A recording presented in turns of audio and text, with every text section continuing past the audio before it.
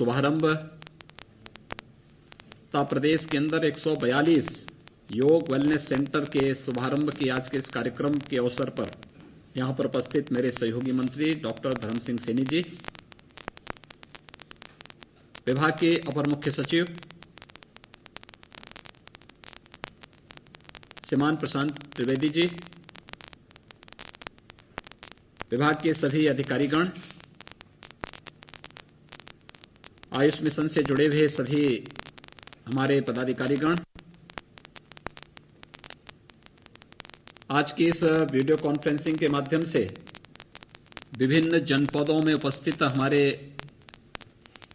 मेरे सहयोगी मंत्रीगण, माननीय सांसद, माननीय विधायकगण, हमारे प्रशासन से जुड़े हुए सभी अधिकारीगण और नवनियुक्त सभी हमारे आयुष विभाग के नवनियुक्त चिकित्सकगण, मैं सबसे पहले आज एक साथ लगभग 1100 चिकित्सकों के चयन की इस प्रक्रिया को पूर्ण होने के अवसर पर उत्तर प्रदेश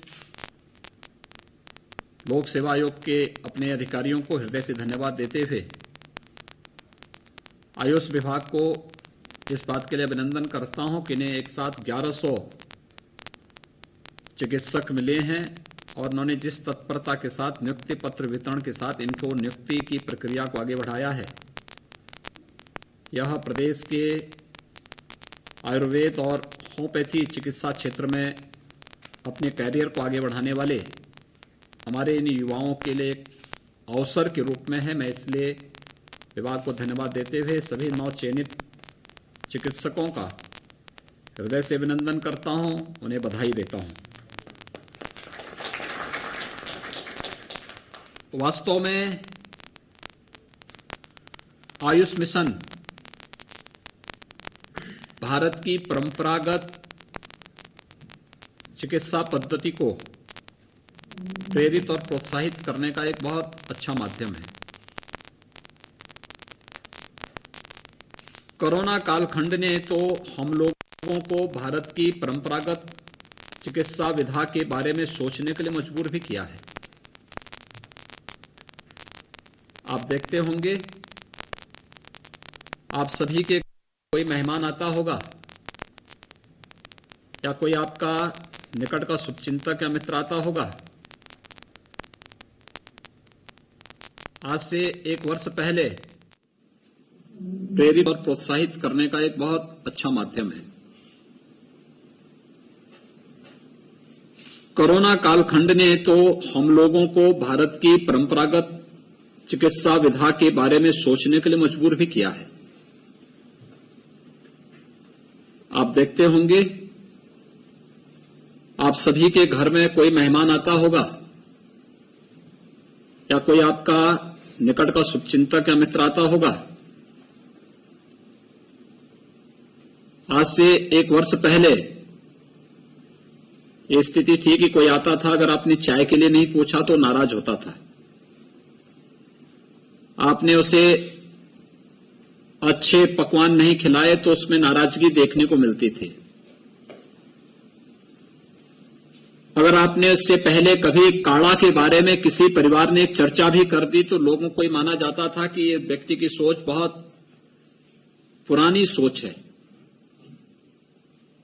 लेकिन आज कोरोना ने हम सबको जब बचाव का एक मौका दिया, तो आप कहीं भी चले जाइए, किसी भी स्थान पे चले जाइए, वह किसी का अपना घर हो, किसी का कार्यालय हो, किसी का कोई संस्थान हो, किसी सरकारी ऑफिस में चले जाइए, किसी विद्यालय, महाविद्यालय, विश्वविद्यालय में चले जाइए, वहां पे मैं हर एक स्तर पर, एक ग्राम पंचायत की बैठक से लेकर के और नीति आयोग की बैठक तक हर एक स्तर पर अगर आज के दिन पे सबसे अधिक मांग हो रही है तो आयुर्वेद के काढ़ा की मांग होती है कि साहब हमें चाय नहीं, कॉफी नहीं, दूध नहीं और भी नहीं, हमें चाहिए काढ़ा, यानी काढ़ा की मांग। और एक काढ़ा आयुर्वेद की पद्धति में आज से नहीं, हजारों वर्षों से इसका उपयोग किया जाता रहा है। ऋतु परिवर्तन के साथ इसका सेवन करने की प्रेरणा प्राचीन काल से, और इसमें खासतौर पर तुलसी का काढ़ा तो एक सामान्य घर घर में पिया जाने वाला एक आयुर्वेद का एक पेय है। तुलसी ताजी मिले ठीक, सूख जाती है, उसके पत्तों को सुरक्षित लोग रखते हैं और उसका फिर उपयोग करते हुए उसके काढ़े का सेवन करते हैं।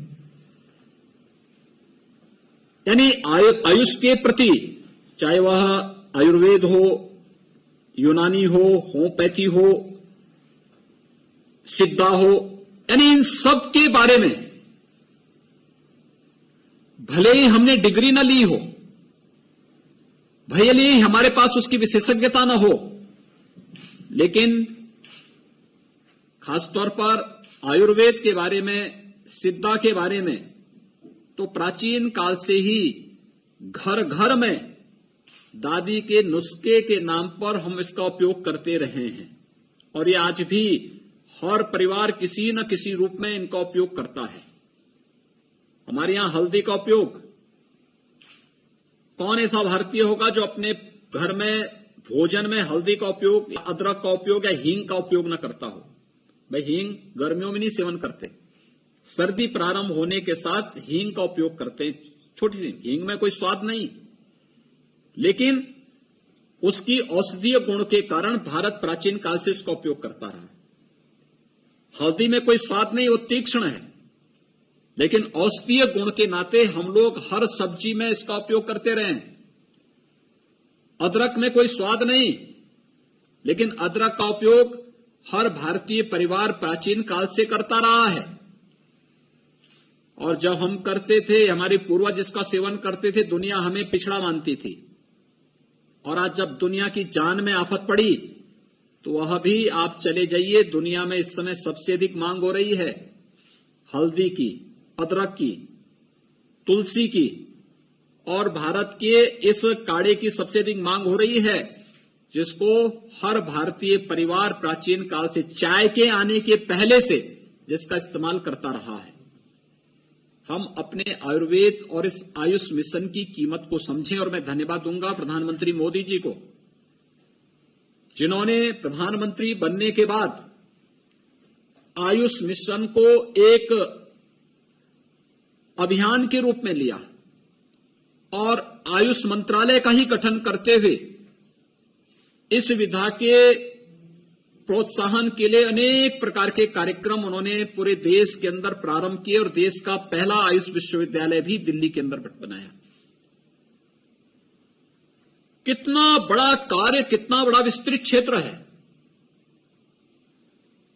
मुझे आश्चर्य होता है, पिछले दिनों कुछ चिकित्सकों ने विरोध किया था कि आयुर्वेद के लोग ऑपरेशन करने की छूट क्यों दी जा रही है। मुझे उनकी बुद्धि पे तरस आ रही थी। पहला इस धरती का सर्जन आयुर्वेद का ही था, आयुर्वेद ने ही यह सर्जरी की विधा को दिया है, उन्हें यह बताया जाना चाहिए। लेकिन चूंकि आयुष के साथ, मिशन के साथ जुड़े हुए, चाहे वह आयुर्वेद के हों, यूनानी के हों, सिद्धा के हों, होम्योपैथ के हों, ये परंपरागत जो चिकित्सा पद्धति रही है, इससे जुड़े हुए लोगों ने विगत कई सदियों से कोई भी नया शोध करने का प्रयास नहीं किया और अपने महत्व को आगे बढ़ाने का प्रयास नहीं किया। इसलिए वे एलोपैथ की तुलना में पिछड़ गए।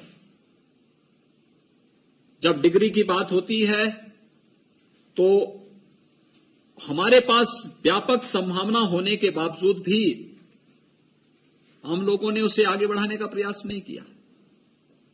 मुझे याद है, एक बार मेरा एक परिचित यही लखनऊ में थे, विधायक थे,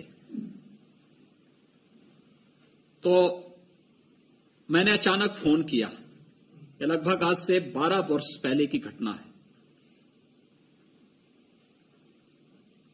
तो उनकी आवाज कराहती हुई आवाज आई। तो मैंने कहा क्या हो गया है? कहा कि मैं खड़ा नहीं हो पा रहा हूं। मैंने कहा हो क्या गया है? कहा कि मैंने यहां सारा, मैं सिर्फ राघव भोग आटे की रोटी खाता हूं, और क्या चटपटा है राजेश मसाला, टेस्ट मस्त। जबरदस्त। ट्राई करिए राजेश राघव भोग चक्की आटा। सब कुछ आजमाया और तब मैंने माना कि सिर्फ सच्ची सहेली ही है महिलाओं के उन मुश्किल दिनों की हर समस्या, जैसे कठिन दर्द, अनियमितता, खून की कमी, थकान व कमजोरी जैसी सभी प्रॉब्लम्स के लिए नंबर 1 औषधि एवं टॉनिक। सांबर मसाला हो या चने का मसाला, कसूरी मेथी या देगी